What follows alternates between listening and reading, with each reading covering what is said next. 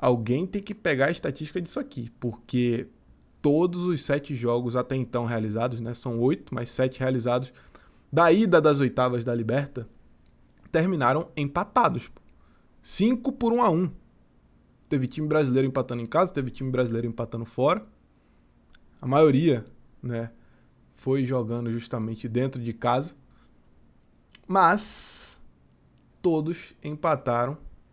Teve confronto entre brasileiros também. Dito isso, todos empataram. Todos empataram.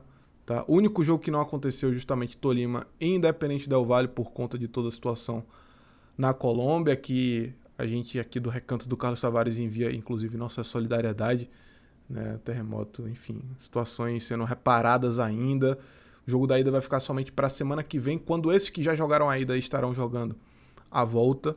Mas Tolima e Independente Del Valle pela Libertadores e Santa Fé e River Plate pela Sul-Americana, outro jogo que acontece na Colômbia somente na semana que vem.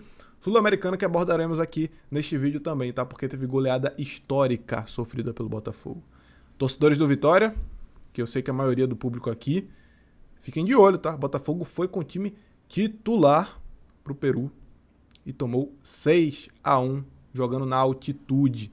O que explica um pouco desse resultado, nem tanto, vamos discorrer aqui, mas que com certeza fala muito sobre o desgaste que esses caras tiveram. O Botafogo foi com o time completinho no filé e no azeite, tá? Vamos discorrer os jogos rapidamente da Sula, da Libertadores, mas antes de mais nada, já se inscreve aqui no Recanto do Carlos Tavares, deixa o like, comenta, compartilha com teu amigo ou tua amiga pra gente bater essa meta dos 3.200 inscritos o quanto antes e passarmos para as próximas. Beleza? Tamo junto.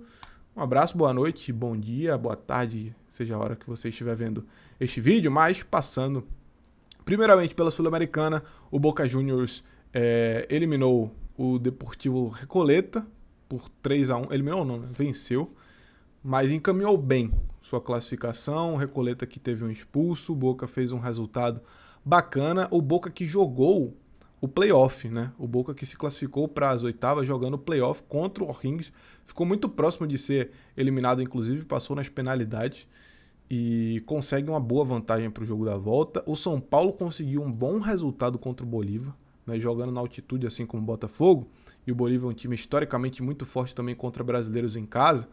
Salvo engano, 2 únicas derrotas do Bolívar, né, para brasileiros jogando dentro de casa, uma, repetindo, sendo redundante, salvo engano, contra o Atlético Paranaense, lá para meados de 2005, por aí, nessas marés do início dos anos 2000, e outra contra o Grêmio, né? Outra contra o Grêmio. O Bolívar venceu, na verdade, 2 únicos brasileiros jogando no Brasil, apesar de ter um retrospecto bom jogando na própria Bolívia. Então o São Paulo pavimenta muito bem, mas tem que ficar de olho, né? Esse Bolívar venceu o Grêmio, que talvez não seja um parâmetro, mas os caras vão com esse gás, né? Com esse gás de ter vencido o Grêmio, justamente um time brasileiro na fase anterior aí, justamente nesse playoff, se classificando por 4-2. O Montevideo City Torque venceu o Tigre por 1-0 fora de casa, resultado que pavimenta aí, um time do Grupo City, inclusive. O Atlético Mineiro venceu o Bragantino em Bragança. Acho que o Atlético e o Bragantino sorriem bastante, né, com esse jogo, com esse confronto nessa fase. Pelo calendário, o Galo joga, principalmente o Galo, né, que joga a Copa do Brasil e não vai precisar viajar para outro país, não vai precisar viajar uma grande distância, né, ambos os times na região sudeste, então não tem uma logística tão diferente assim, se tratando, inclusive, de um confronto contra o Cruzeiro na Copa do Brasil, o próprio Cruzeiro que joga contra o Flamengo também na Libertadores, né? Então ambos os mineiros aí que vão se enfrentar na Copa do Brasil se deram bem nesse contexto de encararem rivais do mesmo país nessa fase de oitavas de final das suas respectivas competições. O Galo que venceu o Braga fora de casa por 1-0 e assim, você vencer fora de casa, você pavimenta muito bem, né? Independente do placar, você tem o jogo na mão para dentro de casa, somente carimbar a classificação. Um empate em casa é um resultado muito tranquilo, né? E o Coelho faz aí a festa para a torcida do Atlético Mineiro, que comemora muito esse resultado, principalmente tendo justamente esse confronto de Copa do Brasil, um clássico, né? O Coelho conquistando essa vitória pro Atlético, digamos assim. É a lei do ex, inclusive, lei do ex contra o Bragantino. O Santos vence por 2-1 e poderia ter sido muito mais esse jogo, tá? Teve corta-luz de Neymar que acabou em gol de Gabigol, teve assistência de Neymar que acabou em gol de Gabigol, ambos anulados. Os 2 gols do Santos saem a partir de assistências do Neymar, tanto numa bolada pro Gabigol no 1-0, quanto num escanteio batido pro Arão no 2-1. O Santos que saiu perdendo, né? Inclusive o Santos contra o Macará agora na Sul-Americana com menos de 5 minutos toma um gol, né? Toma 1-0. E contra a Universidade Central da Venezuela saiu tomando 1-0 também dentro da Vila Belmiro também, com menos de 5 minutos de jogo também. Na verdade lá no outro foi com menos de 1 minuto, né? Mas já que os dois foram com menos de 5, liga esse alerta pro Santos, tá? O jogo de volta lá no Equador agora. Então, resultado bom, mas diferente de uma vitória fora de casa, você vai agora com a vantagem de um gol, beleza, ótimo que venceu, para jogar fora. E os caras do Macará estão mordidos. Estão mordidos é uma oportunidade única, velho. Os caras, você vê que quando jogam com o Santos, principalmente com o Neymar em campo, os caras estão jogando uma Copa do Mundo para eles ali. É uma Copa do Mundo para os caras do Macará. Então, jogar lá, acredito que estádio cheio vai estar complicado. Vasco e Olímpia empataram por 0-0 em São Januário. O Vasco domínio absoluto com relação a finalizações, a bola no pé e tudo mais. Mas agora vai enfrentar um Olímpia no Paraguai que, rapaz, era para ter feito pelo menos a vantagem, né? Quando você joga em casa, é sinônimo de faça a vantagem. Quando você joga em casa, tem as chances, né? Tem o volume, pelo menos, que o Vasco teve, você tinha que ter ganho. Agora o Vasco vai decidir lá no Paraguai. Tem confronto decisivo contra o próprio Santos no Brasileirão agora. Tem confronto contra o Palmeiras fora e tem vitória na Copa do Brasil. A sequência do Vasco com esse empate aqui complicou ainda mais. Já não era fácil, complicou ainda mais. E aqui a goleada histórica, né? O Cienciano 6-1 no Botafogo, que estava completinho no azeite. Completinho o Botafogo estava. Aos meus queridos amigos torcedores do Vitória que estão acompanhando este vídeo aqui, próximo jogo do Botafogo, que não só toma essa goleada e moralmente você vai desmoronado para outro jogo, não significa que vai ganhar ou perder, óbvio que não, mas você vai desmoronado mentalmente para o próximo jogo, você vai extremamente desgastado fisicamente, porque o confronto foi na altitude de 3.500 metros, e você vai para um confronto de Campeonato Brasileiro saindo do Peru para a Bahia, né? Voltando para o Brasil para jogar em Salvador. Então tem o deslocamento também. Tá? Tem o deslocamento também. O jogo acontece no domingo, agora quinta-feira virando para sexta no momento que grava esse vídeo. Então o Botafogo deve estar se deslocando agora, não sei se vai direto para Salvador, mas logística também joga contra aí o Botafogo, tá? Para esse confronto brasileiro, depois dessa goleada, é assim, eliminado, né? Assim, fazer 5-0 não é impossível, mas... Perdão, deu uma espirrada. Mas pavimenta muito Cienciano a sua classificação. Assim, é noite de time brasileiro inspirado para passar nisso aqui. Botafogo talvez tenha que fazer essa força, porque não tá na Copa do Brasil, então tem que jogar mesmo. E vamos ver o que acontece, mas eu diria que esse ano tá bem encaminhado. Não me arrisco a dizer a classificada ainda, tá? Não me arrisco a dizer. Não duvido do avançar do Botafogo, não. E aqui é Libertadores bizarro, né? Quem se dá bem? Entre os brasileiros, vamos lá. Estudiantes empatou, ficou no 1-1 com a Universidade Católica, joga a volta no Chile. O Platense, estreante em Libertadores, empatou com o Coquimbo Unido 1-1. Salvo engano, os dois, né? Estreantes em Libertadores, agora volta lá no mando do Coquimbo Unido.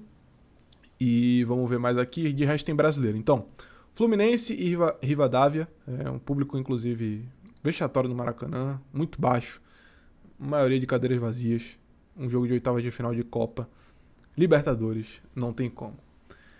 Mas, inclusive, fez falta para a torcida do Fluminense, para o próprio Fluminense, né? Um 0-0 aqui, você vai decidir lá.